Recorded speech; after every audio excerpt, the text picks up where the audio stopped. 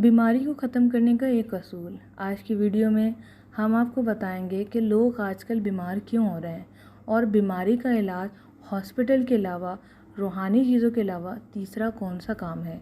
Video को मुकम्मल watch करें। कुरानुद्दीन चैनल को सब्सक्राइब करें अगर अभी तक आपने नहीं किया तो। देखें, बीमारी जब आती है ना तो वो कभी किसी को पता देकर नहीं आती। बीमारी आ जाती है, अब उसे ख़त्म करने के लिए हम क्या रास्ता अख्तियार करते हैं। पहला रास्ता हमारा होता है डॉक्टर के पास, दूसरा रास्ता रूहानी होता है और तीसरा रास्ता हम छोड़ देते हैं, वो है इयादत करना। अब आप सोच रहे हो कि मैं खुद बीमार हूँ, मैं क्या दूसरों की इयादत करूँ। तो यहाँ पर मैं आपको बताती चलूँ, इयादत का मतलब है कि आप अपने उन रिश्तेदारों से मिलिए जिनसे आप सालों से नहीं मिले। यहाँ पर एक छोटी सी मिसाल देती हूँ कि एक शख्स एक डॉक्टर के पास आया, हकीम कह लें, हकीम के पास आया। उसने कहा कि मुझे कैंसर हो गया है और इसका इलाज किसी भी मेडिकल में नहीं है, लास्ट स्टेज चल रही है, क्या करूँ, परेशान हूँ और बहुत अमीर हूँ, इतनी जायदाद किसके हवाले करूँ। उसने एक जवाब दिया, उसने कहा कि तुम्हारा कैंसर का इलाज मेरे पास है। वो बड़ा हैरान और खुश भी हुआ कि ये कैसा इलाज है, मैंने लाखों करोड़ों खर्च कर लिए, मेरा इलाज नहीं हुआ तो यहाँ कैसे होगा। उसने कहा ठीक है बाबा जी, अब मुझे बताओ मैं क्या करूँ। उन्होंने कहा कि रिश्तेदारों से कब मिले थे। कहने लगे 10 साल हो गए, खाला के घर 15 साल हो गए, उसके घर 10 साल हो गए, 12 साल हो गए। बोल रहे ये है बीमारी की वजह, तुम जाओ कुछ ना करो, कोई मुझे पैसा नहीं दो, कोई पैसा नहीं लगाओ, टिकट का किराया लो, उन घरों में जाओ जिनसे आप 10-10, 12-12 सालों से नहीं मिले। वो बड़ा हैरान हुआ, कहते चलो जहाँ मैंने इतनी मेडिसिन खाई हैं, इतने वजीफ़े किए हैं, चलो ये अमल भी कर लेते हैं। सामान पैक किया, बिना बताए निकल गया, मतलब ज़्यादा शोर शराबा नहीं किया। रिश्तेदारों के घर गया, एक महीना रहकर आया, वापस आया, डॉक्टर्स को चेक करवाया, बहुत ही फ़र्क पड़ा, बहुत ज़्यादा हैरान हुआ। दोबारा बाबा के पास गया, हकीम साहब के पास गया, ये क्या माजरा है, मैं कैसे ठीक हो गया, मैंने तो कोई दवाई भी नहीं ली।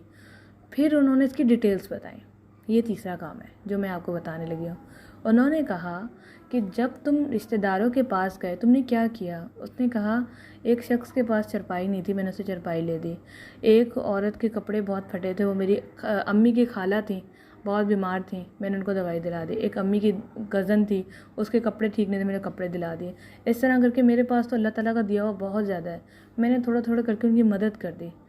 उन्होंने कहा कि यही दुआएं के रास्ते थे जो अटके हुए थे, जो रुके हुए थे, जो तुम्हें बीमार कर रहे थे। और अब जब तुमने अपनी सदका खैरात निकाली, वैसे तो सदका खैरात देते हैं लोग, ये वाला सदका लोग नहीं देते, मिलते नहीं रिश्तेदारों से।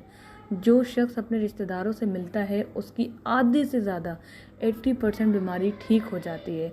हम पुरानी बातें करते हैं, हम बचपन की यादें लाते हैं, बहन भाइयों को देख के खुशी होती है जब मैरिड हो जाए तो इस तरह से वक्त को निकालिए।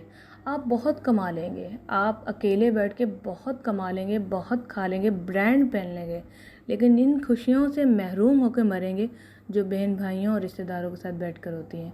मैं जानती हूँ कि आजकल रिश्तेदारों में फूट है, कि नफ़रतें हैं, जेलस फैक्टर है, हसद है। सबको साइड कर दीजिए, अल्लाह पे छोड़ के माफ़ कर दीजिए और मिलिए, अपनी बीमारियों को अलविदा कीजिए और वो मौत पाइए जिसकी आप ख्वाहिश रखते हैं। हर कोई चाहता है कि मैं ऐसी मौत मरूं जिसके अंदर मुझे किसी की ज़रूरत ना हो, यूँ कह लें कि मुझ पर आजमाइश ना हो, मुझे तकलीफ़ ना हो। और अक्सर हमने अपने वालिदैन से भी सुना है कि अल्लाह पाक मरते वक्त किसी का मोहताज ना बनाए, तो हर कोई ये मौत चाहता है और उसके लिए बीमारी को दूर करना बहुत ज़रूरी है, जिसका तीसरा हल ये है। ये 3 काम कर लीजिए, 2 काम तो आप करते हैं, तीसरा भी कर लीजिए, तो देखें आपकी बीमारी कैसे सेहतयाबी में बदलती है। आज के लिए इतना ही। Thanks for watching. अस्सलामु अलैकुम रहमतुल्लाह।